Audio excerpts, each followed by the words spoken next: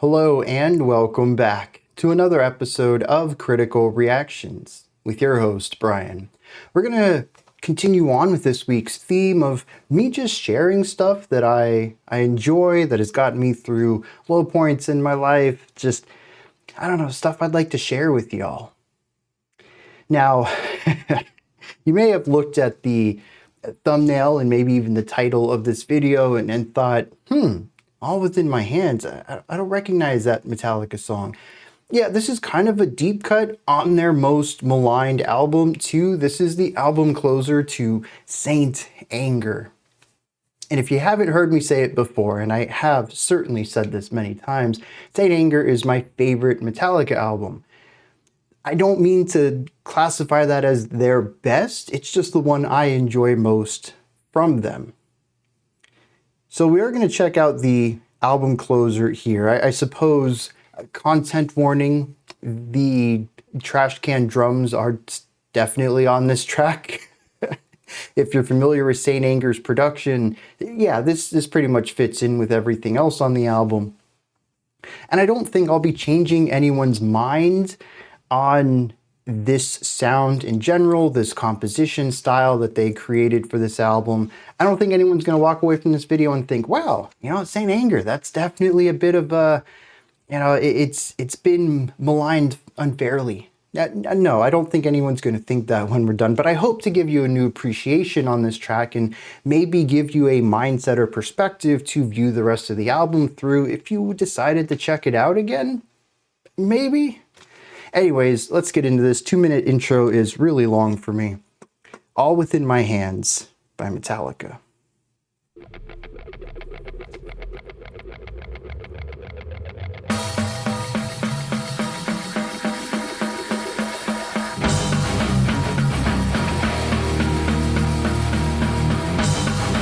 Right from the start, even with the pick scraping at the beginning, it comes off as filthy. There's a dirtiness to all of this.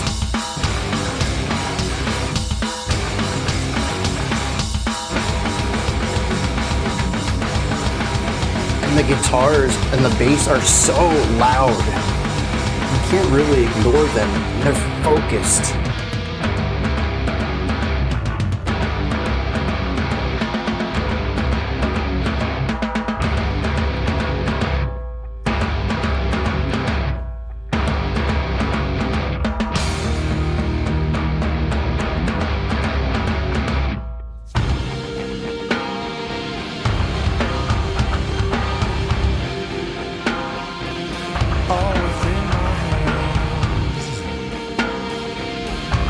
The dual guitar work, the atmosphere building, the bass and drums pushing the song forward with the syncopation. All within my hands, squeeze it in, crush it down.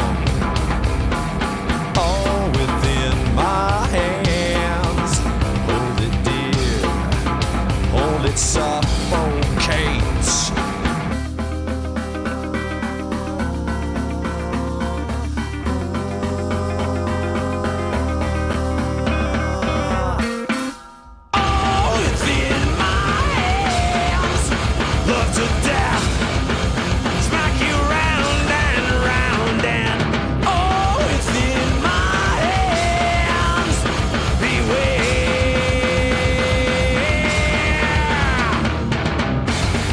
I love that last section too. It's just one note over and over and over. Love is control.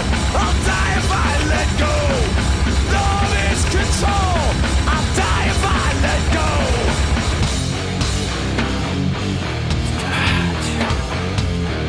Those slides on the guitar, very bluesy while in this like sludgy riff.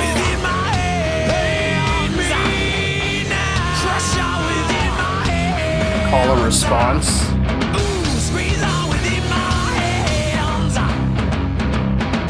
Choke all within my hands. Hate me now. Trap all within my hands. Kill all within my hands again.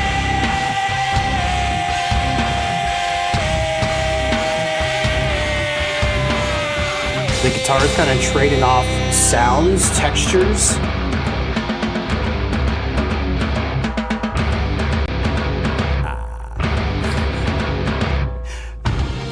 is not without its camp, and that always gets me. It's such... All within my hands. Take your fear from me. I also love how the two guitars are bouncing between two notes, but in different manners. They're not aligned. Then I pull your leash.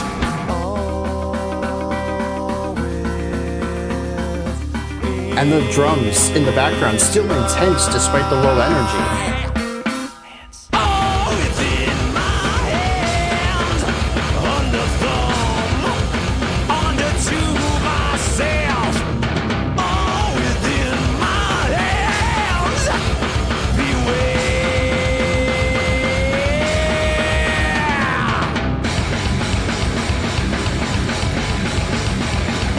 Love is control. I'll die if I let go. Love is control. I'll die if I let go. Let it go.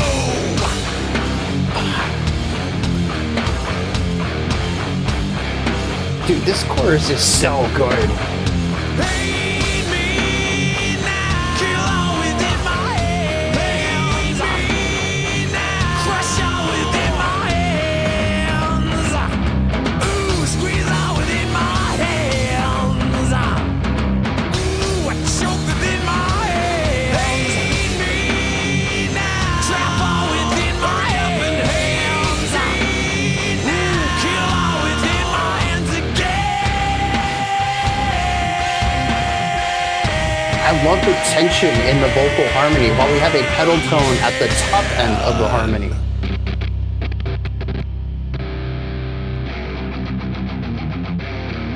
Clever little twist there. Transition through like a faulty chord. That feedback clipping in and out.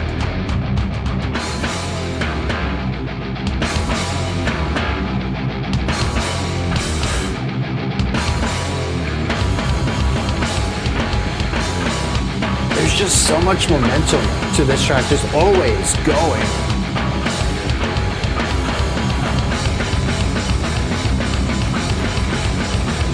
I'll die if I let go. Control is love. Love is control. I'll fall if I let go. Control is love. Love is control. Subtle variation on the previous riff, creating this space, driving space. Let you breathe. My air that you receive. Then we'll see if I let you love me. I will only let you breathe. Also, there's a phenomenal scream coming up. Then we'll see if I let you love me.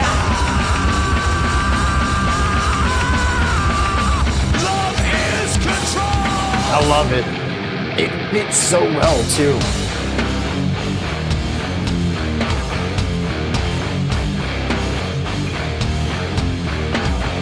Pain me now. Kill all within my head. The syncopation against the sludgy riff, the bluesy ideas coming in, it's just such a good combo. Yeah, choke all within my hands. Squeeze all within my hands. Pain me now. Trap all within my hands. Ooh, kill all within my hands again.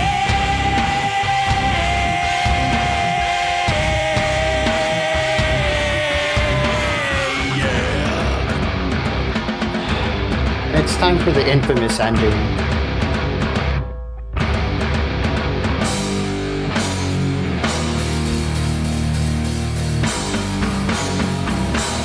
Kill, kill, kill, kill, kill. Kill, kill, kill, kill, kill. Kill, kill, kill, kill, kill. The drums doing a phenomenal job of sounding like a train in the background. Kill, kill, kill, kill. Kill, kill, kill, kill, kill. Kill, kill. Kill. Kill, kill, kill, kill.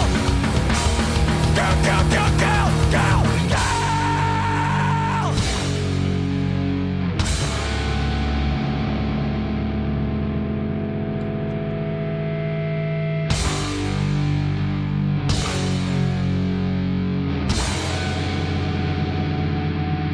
Wish that one had changed just a little bit.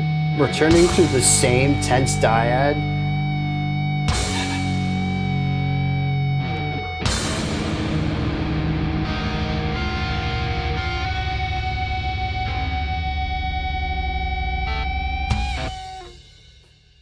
And then it just peters out.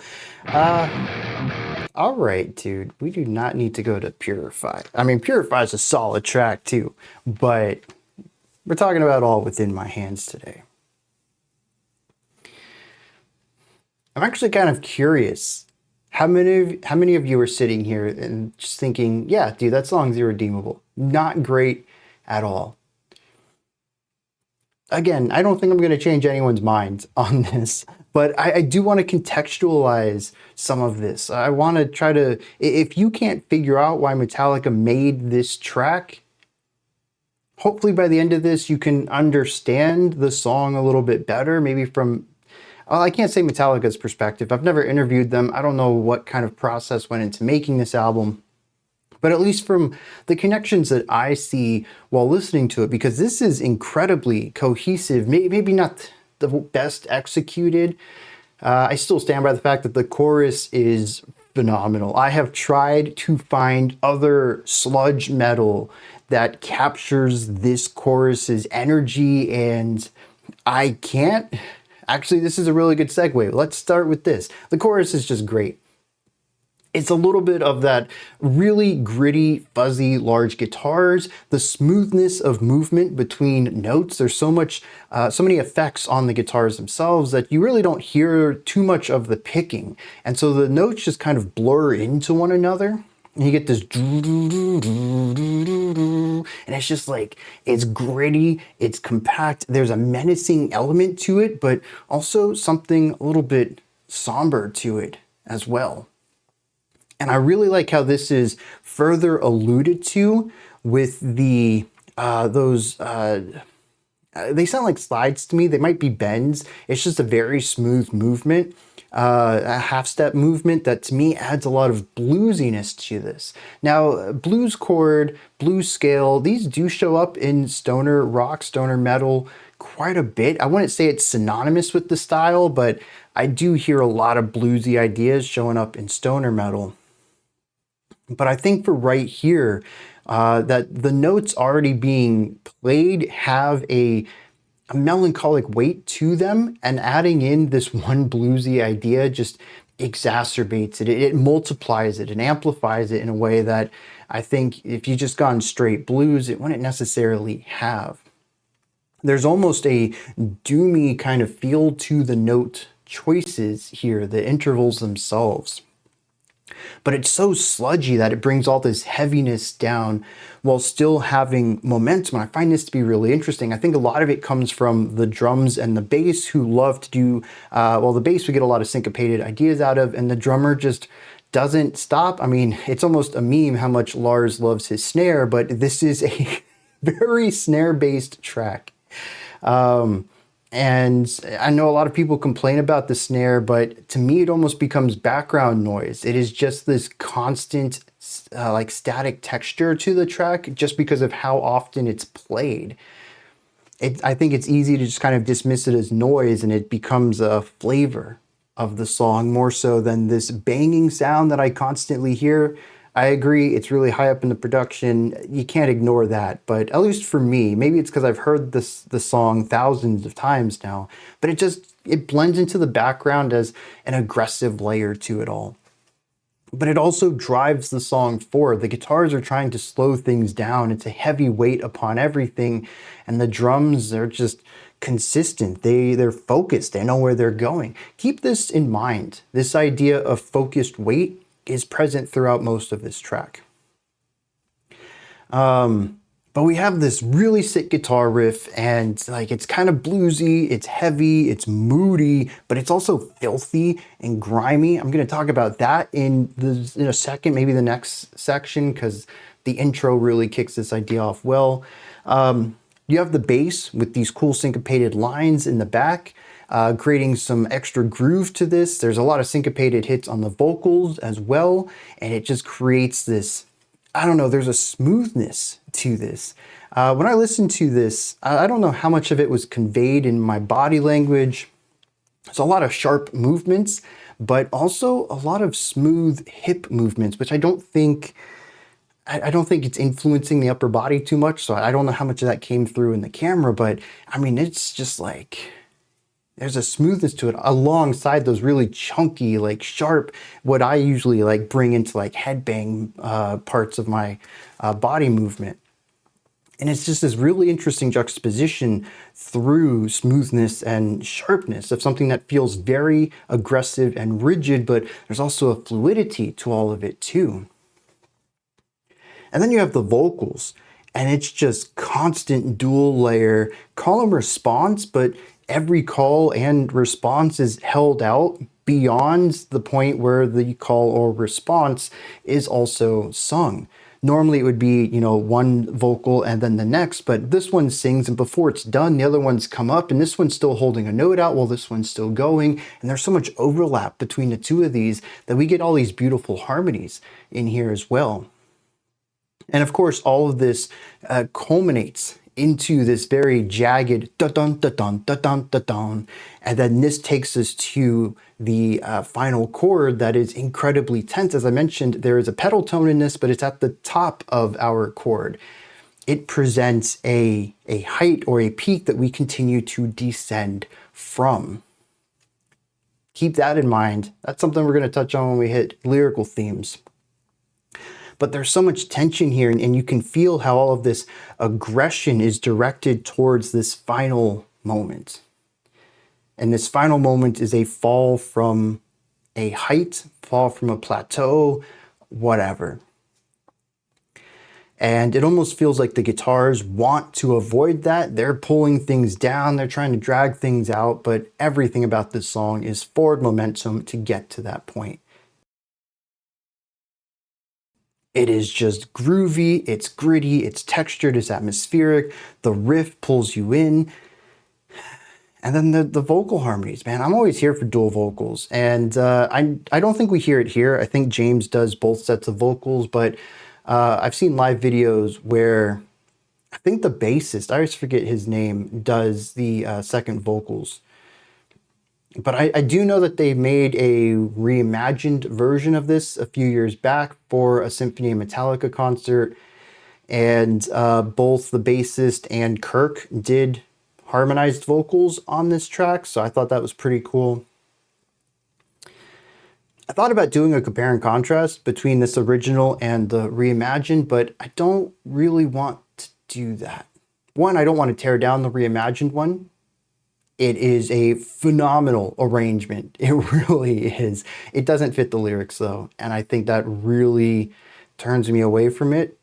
But if it was a totally different song, brand new track, wrote new lyrics for it, completely new idea, I'd be praising it left and right. It is a gorgeous composition.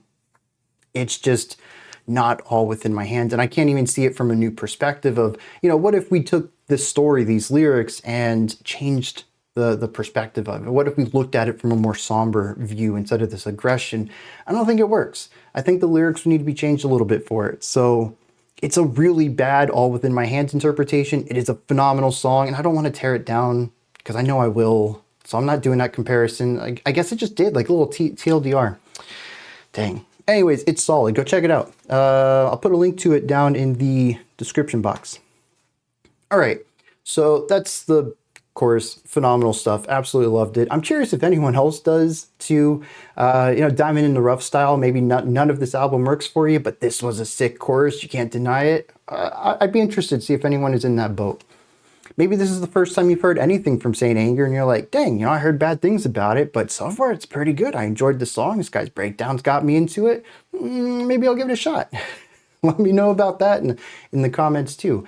I'm just really intrigued about people's relationship to this album because I think it's one of those things that certainly when it came out, I think it was destined to be maligned. People are just going to move away from it because it was very much not Metallica. But I think it's one of those cases where over the years, opinion is going to soften as it's viewed in a less temporal light. Because it's hard, I don't know. Metallica's kind of gone back to their old ways, so a lot of their new stuff just sounds like their old stuff. So it'd be really easy still to compare this to traditional Metallica. Anyways, somehow that became like 3 sections in one. I don't know what I'm going to do with timestamps there. Everything just fluidly moved into one another. The opening, right from the start, I think it's very easy to feel the emotions of this track. The guitars come in and they are filthy. We have this pick scraping that we have at the very beginning of the track, and it's introducing something that's just a little unnerving. Something just ticking off on the corner. You can't quite place what it is, but it's certainly not positive. You're already a little apprehensive about what's about to come in. The guitars come in, they're filthy, they're huge, they're compressed, they're very gritty sounds altogether. Comparatively, I mean, the thing with art is you can always find something more extreme, right? Is this the grittiest thing I've heard? No. I might give that to Nine Inch Nails' Downward Spiral, but even at that point, is that the grittiest thing ever created sonically? Probably not. So, perspective, biases, what you've heard in life, what you're comparing this to is all going to play into this. But for me, it's a fairly gritty sound. It's also large, and there's a lot of staccato attacks in this. I had mentioned this in the verse, I think was, or the pre-chorus, where it's just constant eighth notes from the guitars, shorter, abrupter, and no pedal tone in sight. Metallica loves to use pedal tone. It's a metal riff staple to have a pedal tone and then every once in a while play a little like cool part of a riff and then come back to the pedal tone and go back to the riff. But that's not what Metallica does here. They just hit the chord. And it might not even be the chord. I think it might just be the root note of not the root note, but a single note within the chord. It's like maybe like the fifth and then a sharp fourth and a second. It is descending, of course, because descent is a big theme on this track. But it is just the one note. We don't get to move around or dance around. It's just locked in. It's focused.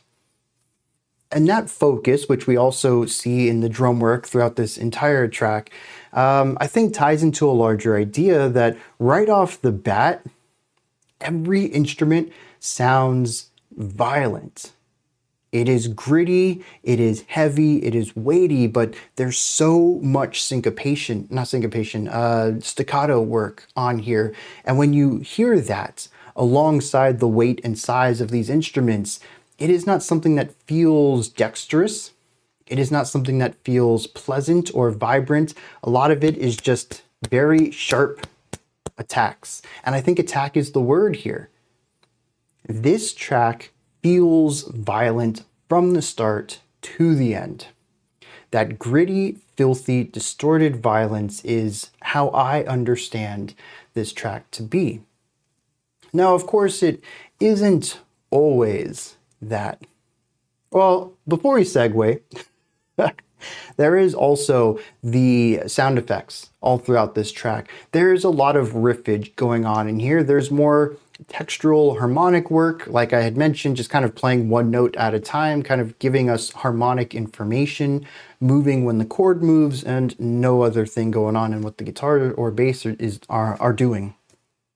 But there's also just a lot of screeching and bends and grinding, which I'm going to assume is some sort of pick scrapes also that we heard at the beginning, but elsewhere in the track. There's all sorts of places where the song will cut out for a second and then just a sound will appear, often with the right guitar, but the left guitar gets in on this as well.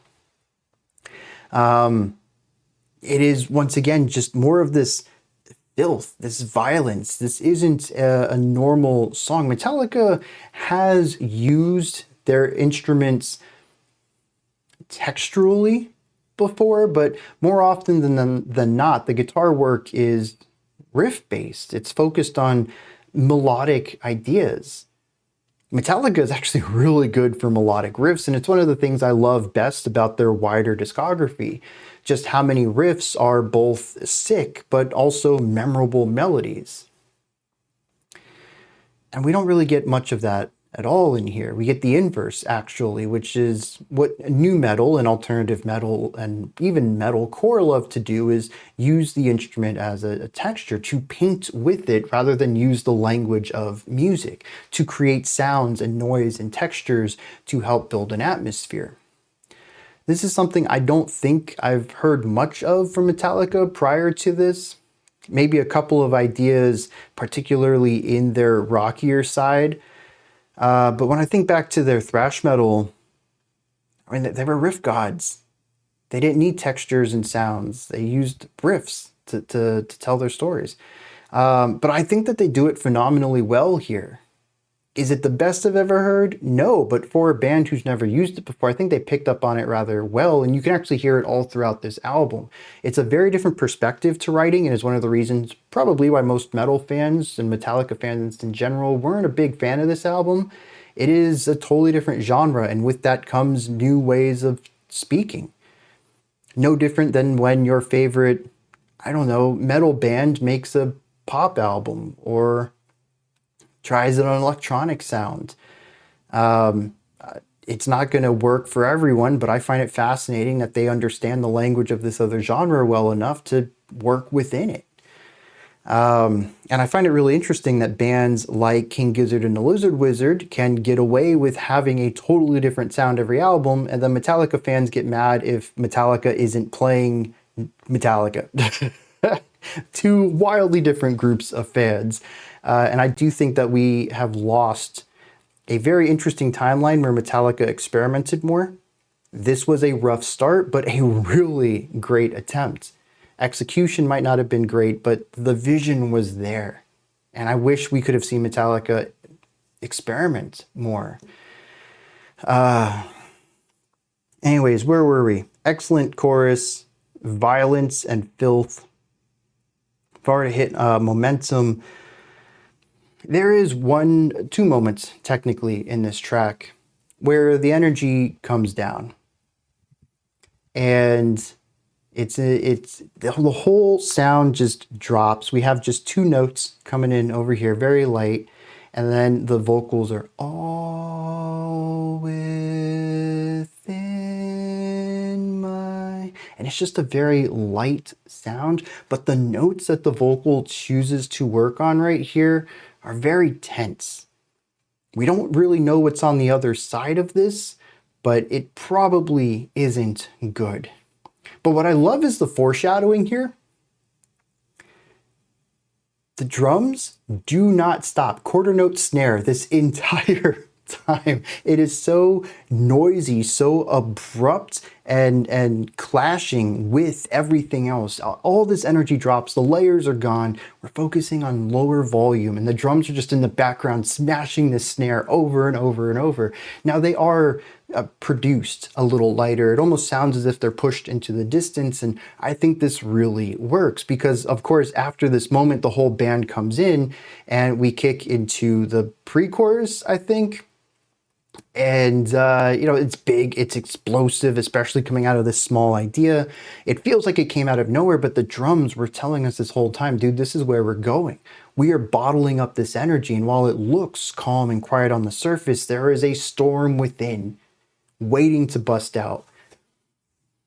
And so the song never really feels like it has much pacing to it. It feels consistent. The intensity is always at a 9 or a 10 throughout this track, even when it shouldn't.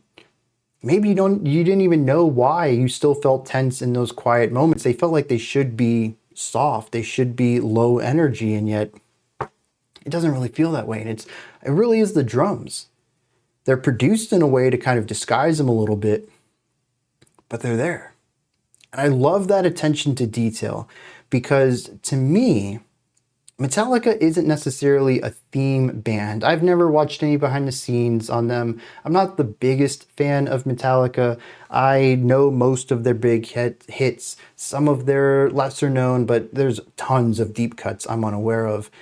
But to me, despite the fact that they have some songs that are really strong with tying musical themes and lyrical themes, I think one is a phenomenal track for this, and maybe one of their best at creating an atmosphere that facilitates the story of the song. I don't think that this is always true for them. And it wouldn't surprise me if I found out that they were a riff first band where they come up with riffs or drum parts, they build out a song, and then some lyrics are sung to that might match some of the emotional energy, but isn't necessarily something that is designed to fit one-to-one with the music. This, though, stands out to me, again, in a bit of opposition, where there is almost perfect synergy all the time in this track. So let's go over the things here. Violence, grit, explosive energy, lots of clashing ideas. Whether that is soft to loud ideas, smooth to jerky, weighed down versus momentous. This is a track of opposites.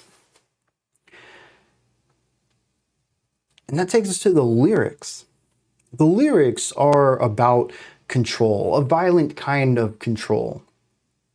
The chorus says that I will kill and crush all within my hands. I will squeeze it, I will choke it, and trap it all. It's about ensuring that you have total control over what you have around you. We actually see this laid out really clearly. I'm not going to say that these are like, phenomenal poetry here. This is all very, very surface level. The bridge says, control is love, love is control, and I will fall if I let go, I will die if I let go. And if you ain't picked it up yet, he says, I'll only let you breathe with the air that you receive.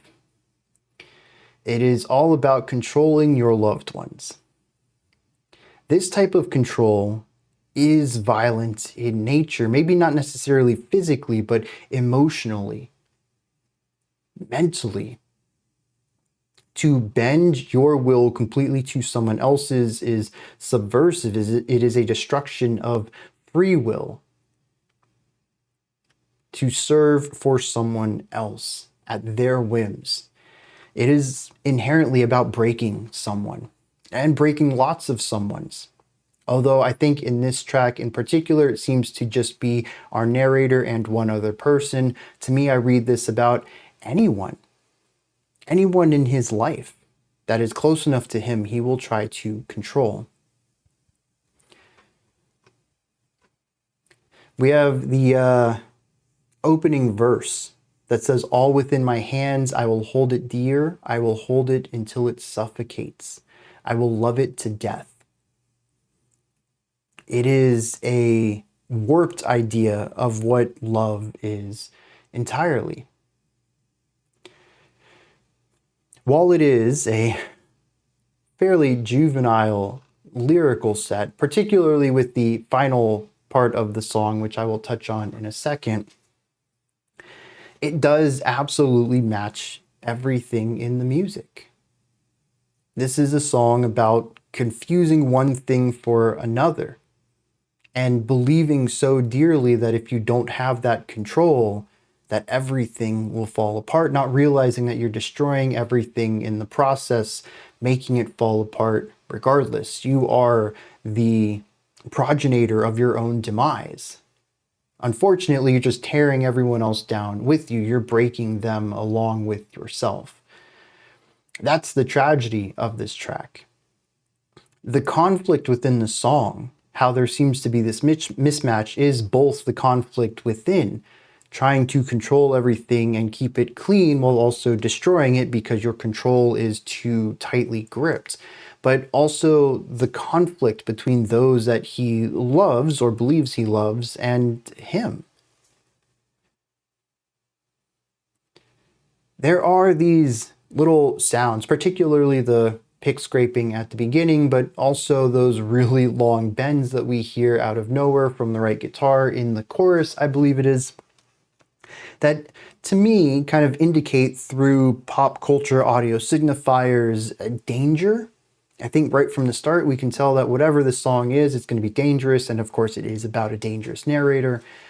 But I think by the end of the song, we see somebody who has completely cracked. They've lost sight, they've lost sanity, They've lost sight of what they're trying to achieve. I'm not quite sure particularly what they were going for because it is entirely too blunt, but just the repetition of kill over and over again with James really leaning into an almost untrained harsh vocal, which I think works really well in this case. We heard James do one kind of comical scream at the end of the bridge.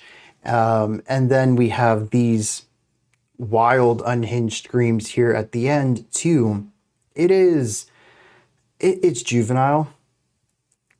Again, I don't think this is the best execution ever, but I get the idea that this person controlled everything around them so much that they lost it all. The bridge was, I will fail if I let go. I'll lose everything if I let go of it. And in the end, they lost anything anyways, which means that their worldview, what they thought they had to do in order to stay sane and loved and happy, didn't work. They were left with two things, a mental break or accepting their failure and the fact that they had this all wrong to begin with. Again, I don't think it's well executed, but I see the vision here, and I love James's commitment to this. I don't think that if any of these screams were done with more intention, if we had more traditional harsh vocals in here, that it would have been improved. In fact, I think the opposite. This doesn't feel like someone who is making these screams because they're well versed in it. It sounds like someone screaming because they just don't care anymore. It sounds very natural and human. It's a fun, ridiculous ending, absolutely. And honestly, I do wish the track didn't have it.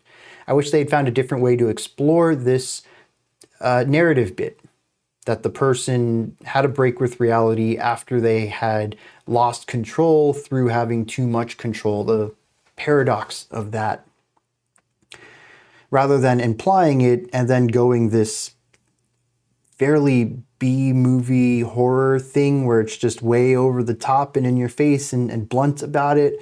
But again, I do enjoy the commitment to the bit, and I do like the end of the track, really focusing down on, I would say, the horror of this element, because as far as I can read it, the end of this song isn't about enacting control anymore, but it's just someone who's turned into a murderer and is killing everyone around them. And the song slowing down to a snail's pace with these chords just lingering, and then these really tense dyads permeating through the air before we have another slow chord progression, to me is, as he mentioned at the beginning, choking the life out of someone, suffocating it with his hands.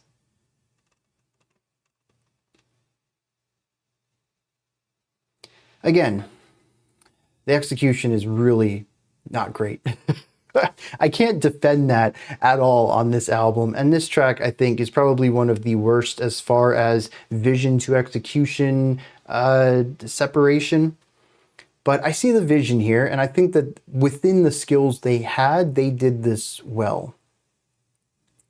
It's weird that as nuanced as Metallica sometimes can be, and as poetic as their lyrics have been in the past, this is just an incredibly blunt song. But I think if we view the lyrics through the lens of a narrator who is like this, bluntness probably matches that really well.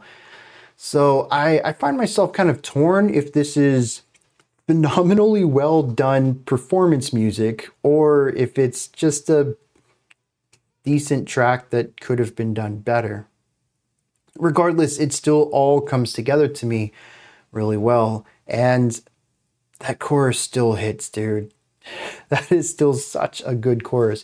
I do wish it was maybe a little shorter. I think for 9 minutes, it's too long. But again, if we cut off the last minute and a half, I think it really allows the song to breathe a bit. Get rid of the kill section. I think that's where things really start to drag. Maybe I found a different way to do it. It wouldn't have felt so long. But this is still one of my favorite Metallica tracks. And as I mentioned earlier, I cannot find anything that hits like that chorus. Metallica found gold with that. They really did. And one thing I didn't even think about adding is James's voice just fits this style really well. I know people have compared his vocal range to the drop D or C or whatever they were playing in here, and how there's a little bit of a mismatch there. Yeah, maybe, but I've always found that to be a weird thing. James's range is fine for this. It's really weird to say somebody always sings in this range so they can't sing any lower than it. It's always felt really weird to me. But I think James's grit and sort of his southern bluesy kind of vocals have always fit this style of grittier music well.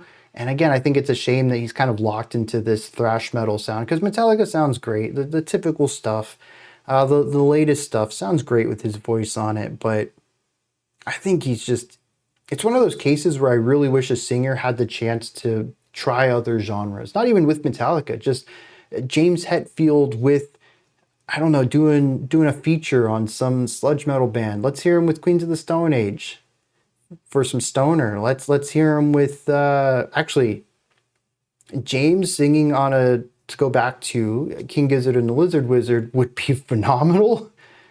So there's lots of cool projects out there that I'd love to have seen James do, and I don't. He's not getting too old. He can do it, but you know, they are getting up there in age. I don't see them playing too much longer.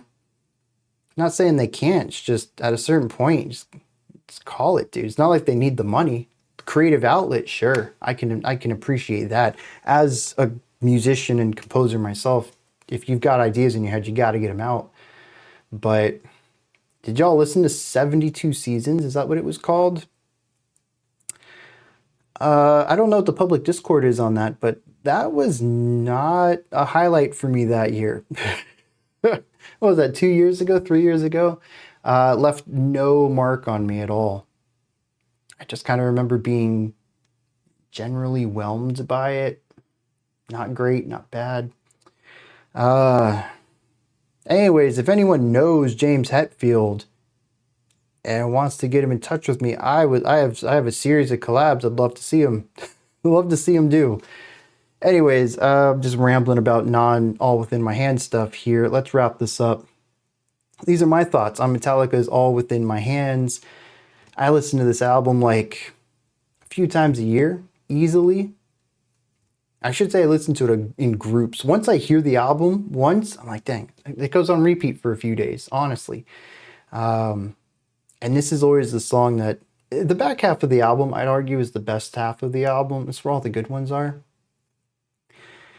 And aside from the final few minutes, it's a good way to wrap up the album. Anyways, again, I'm rambling, dude. I just have so much love for this, and I hate that this album's so maligned. What are your thoughts on All Within My Hands by Metallica? Let me know. Put all, your opinions, your perspectives, anything else you'd like to add into the comment section below. Above that, in the description box, find a link to Linktree. Takes you here. You can find links to my music, ways to support the channel, a link to the Discord server, and so much more. Above that, if you could, like, subscribe, and ring the bell. I greatly appreciate all three of those. Also, real quick, if you need more convincing that Saint Anger is actually good, but just not well executed, Todd Barrish, I'm going to put his YouTube link down below. He's done quite a few Saint Anger covers, reimaginings, and yeah, phenomenal work. Capturing a lot of the essence of the original music while still finding ways to improve it and pull out what at least he thought was the core of an essence of the tracks and turning them into solid bangers. I think he did that with most of the album, maybe even the whole album. Really cool project. And I know there was, I forget the name of this other group. I know there was a group of people who played the entire Saint Anger album with normal drums instead of steel drums with the snare turned off. And I know quite a few people were enjoyed that cover as well. And that was a full album cover. So, I mean, this is a really good album. It's just the execution is not all the way there. I wish it wasn't slept on or hated as much. I'm rambling again. I have so much love for this album. I really do. That wraps it up for today. I'll be back tomorrow, 5 p.m. Eastern Standard Time, 9 p.m. UTC. Until next time, remember to be critical, not cynical, of the music you listen to, and have a fantastic morning, afternoon, or evening, whenever you choose to watch my videos.